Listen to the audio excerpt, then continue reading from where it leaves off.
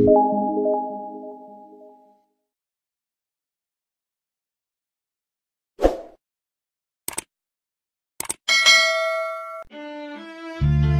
Khadijah radhiyallahu anha, istri tercinta Rasulullah sallallahu alaihi wasallam, disebut dalam sejumlah sirah nabawiyah wafat pada bulan Ramadan tahun ke-10 kenabian.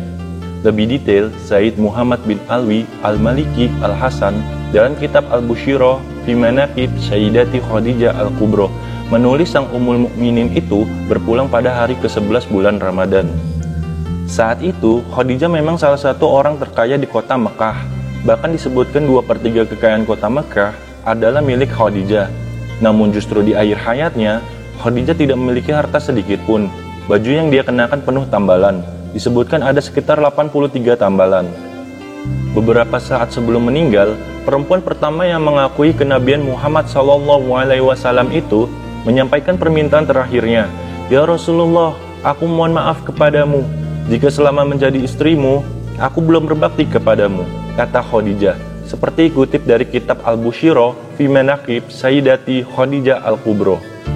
Kepada Rasulullah SAW, Khadijah kemudian mengatakan bahwa dia sudah tidak punya apa-apa lagi untuk mendukung perjuangan syiar Islam. Seluruh hartanya telah habis, sementara perjuangan Rasulullah SAW dalam menyebarkan Islam belumlah selesai.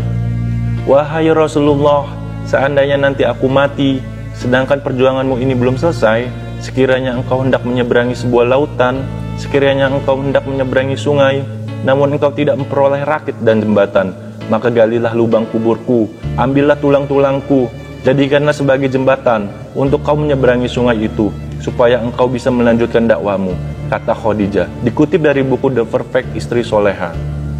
Ucapan Siti Khadijah itu membuat hati Rasulullah SAW menjadi sedih. Ibunda Khadijah meminta Fatimah agar memintakan sorban Rasulullah untuk dijadikan kain kafan. Fatimah, putriku, aku yakin ajalku segera tiba.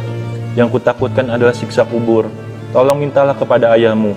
Aku malu dan aku takut untuk memintanya sendiri, agar beliau memberikan sorbannya yang biasa digunakan untuk menerima wahyu, agar dijadikan kain kafanku. Padahal, kata Rasulullah, Khadijah telah mengorbankan semua hartanya untuk memperjuangkan syiar Islam. Semua umat Islam waktu itu ikut menikmati. Bahkan semua pakaian kaum muslim ketika itu kebanyakan juga dari Khadijah.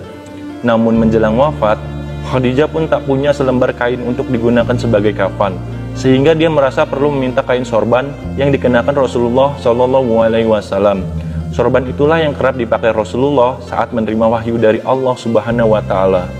Mendengar permintaan terakhir Khadijah, Rasulullah menjawab, "Wahai Khadijah, Allah Subhanahu wa Ta'ala menitipkan salam kepadamu dan telah dipersiapkan tempatmu di surga."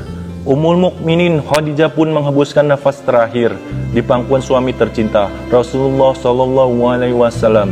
Khadijah pun didekap dengan perasaan pilu dan sedih yang teramat sangat.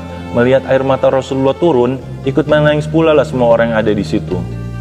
Rasulullah SAW bersama Khadijah dikaruniai 6 orang anak, yakni Abdullah, Al-Qasim, Zainab, Ruqayyah, Fatimah Az-Zahra, dan Ummi Kalsum.